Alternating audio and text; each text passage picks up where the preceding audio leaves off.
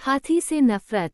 पंचतंत्र की कहानी। हीरा कई सालों से एक सर्कस में काम कर रहा था। इन कई सालों में वह तरह तरह के करतब दिखाकर सबका मन मोह लेता था। एक बार हीरा रिंग में साइकिल चला रहा था। अचानक साइकिल का एक पाइप टूट गया, जिससे हीरा हाथी गिर गया।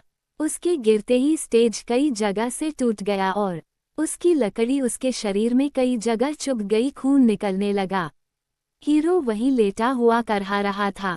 सर्कस के शो को बंद करके डॉक्टर को बुलाया गया। डॉक्टर ने चेक किया तो गिरने की वजह से हीरा के घुटने में काफी चोट आ गई थी। डॉक्टर ने कहा, यह अब कभी करतब नहीं दिखा सकेगा। ये सुनकर सब घबरा गए। सर्कस के मालिक ने कहा, डॉक्टर साहब कितना भी पैसा खर्च हो जाए, इसे किसी तरह ठीक करो, नहीं तो मेरा बहुत नुकसान हो जाएगा। डॉक्टर ने कहा, अब ये घुटना टूट चुका है, कुछ दिन में ठीक तो हो जाएगा, लेकिन मुड़ेगा नहीं। करतब कैसे दिखाएगा? हीरा को बहुत परेशानी हो रही थी। किसी तरह उसे उसके बाड़े में ले जाया गया। वहां उसके जख्मों पर पट्टी होने लगी। हीरा कुछ ही दिनों में ठीक हो गया। एक दिन उसने खड़े होने की कोशिश की, लेकिन घुटने के ऊपर वजन आते ही वह करा उठा। अब हीरा हाथी केवल एक जगह बैठा रहता था। डॉक्टर ने उसे चलने फिरने से मना किया था। एक दिन होटल के मालिक ने एक बड़ी सी गाड़ी बुलाकर उसे जंगल में छुड़वा दिया, क्योंकि वे अब उसे बैठाकर खाना नहीं खिलाना चाहते थे। रात को उसे जंगल में छोड़कर सब वापस चले गए। हीरा हाथी जंगल में एक पेड़ के नीचे पड़ा था।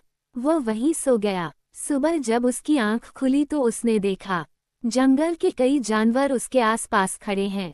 हीरा हाथी बहुत खुश हुआ। उसने सूंड उठाकर सबको नमस्कार किया। तभी उसमें से एक सियार बोला, तुम कौन हो और हमारे जंगल में कैसे आए? हीरा हाथी ने कहा, भाई मैं सर्कस में काम करता था, मेरे पैर में चोट लग गई, अब मैं करतब नहीं दिखा सकता, इसलिए उन लोगों ने मुझे यहाँ छोड़ दिया। सियार ने ये सुनकर कुछ सोचा, फिर बोला, ओहो, तो तुम शहर के रहने वाले हो। देखो, तुम्हारा और हमारा कोई मेल नहीं है। तुम्हारे कारण हमारे जंगल का माहौल खराब हो जाएगा। हम शहर वालों से नफरत करते हैं। वहाँ के शिकारी कभी भी आकर हमारा शिकार करने के लिए घात लगाकर बैठ जाते हैं, इसलिए तुम हम सबसे दूर रहना। जंगल में कोई भी तुमसे दोस्ती नहीं करेगा। सभी ने सियार की बात का समर्थन किया। हीरा से कोई भी बात नहीं करता था। हीरा हाथी कुछ दिन ऐसे ही पड़ा रहा। वह काफी कमजोर हो गया था। फिर एक दिन उसने खड़े होने का फैसला किया। हीरा हाथी ने एक पेड़ की डाल को अपनी सूंड से पकड़ा और बाकी 3 पैरों पर खड़ा हो गया। उसके बाद उसने चोट लगे पैर को जमीन पर धीरे से रखा। हीरा हाथी को दर्द तो हो रहा था, लेकिन पहले से कम हो रहा था। वह धीरे धीरे जाकर अपना खाना ढूंढने लगा। खाना मिलने से उसमें ताकत आने लगी, लेकिन जब भी उसे कोई जानवर दिखता वह मुंह बनाकर दूसरी ओर चल देता था। हीरा हाथी एक दिन दोपहर को बैठकर आराम कर रहा था। तभी उसने सोचा, इससे तो सर्कस में अच्छे थे। वहां सभी जानवर अपने अपने पिंजरों में रहते थे, लेकिन एक दूसरे से बात तो किया करते थे। अगले दिन वह फिर से जंगल के बीच में एक नदी के किनारे गया। वहां कुछ जानवर पानी पी रहे थे। हीरा हाथी ने कहा, भाई मुझसे भी दोस्ती कर लो, मैं किसी का कुछ नहीं बिगाड़ूंगा। तभी वहां पानी पी रहा हिरण बोला, हम सबने फैसला किया है कि हम तुमसे दोस्ती नहीं करेंगे, फिर क्यों बार बार हमारे सामने आ जाते हो? तुम शहर वालों के चक्कर में मेरे परिवार के 4 सदस्य शिकारी मारकर अपने साथ ले गए। हीरा हाथी बोला, लेकिन इसमें मेरा क्या कसूर है? मुझे भी तो जंगल से सर्कस वाले उठाकर ले गए थे। उस समय मैं बहुत छोटा था। किसी ने हीरा की बात नहीं सुनी और सब इधर उधर चले गए।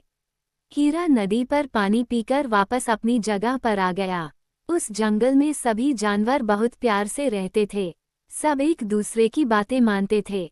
एक दिन जंगल के राजा शेर सिंह ने सबको बुलाया और कहा, मेरे परिवार के लोगों, मैं जानता हूँ तुम सब मेरी बहुत इज्जत करते हो, लेकिन मैं अब बूढ़ा हो चुका हूँ, इसलिए अब मैं तुम्हारी रक्षा नहीं कर सकता हूँ। मुझे लगता है मैं ज्यादा दिन जीवित नहीं रह पाऊंगा। सियार ने कहा, ये क्या कह रहे हो महाराज?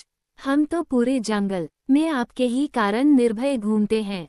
शेरसिंह ने आगे कहना शुरू किया, देखो मैं बहुत कमजोर हूँ। मुझे पता लगा है कि दूसरे जंगल का शेर इस जंगल पर कब्जा करना चाहता है। वह बहुत धूर्त है। वह तुम लोगों का शिकार करना चाहता है। वह चाहता है कि यहाँ आए और हर दिन एक जानवर को मारकर अपने जंगल में ले जाए। वहाँ के सियार और चीते सब मिलकर उसका भोजन करें। इसलिए तुम्हें अब सावधान रहना होगा। ये सुनकर हिरण बोला, महाराज हमारी रक्षा कौन करेगा? शेरसिंह ने कहा, तुम सब मिलकर रहना, क्योंकि अब हमारे जंगल में कोई भी शेर नहीं बचा है जिसे मैं अपनी जगह दे सकूं। सभी जानवर बहुत परेशान हो गए। अगले दिन से सभी झुंड में निकलते थे, लेकिन एक दिन शेरसिंह मर गया।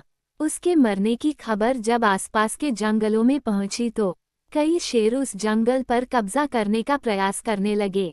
एक दिन पीछे वाले जंगल से एक शेर आया और एक हिरन को गर्दन से उठा कर ले गया।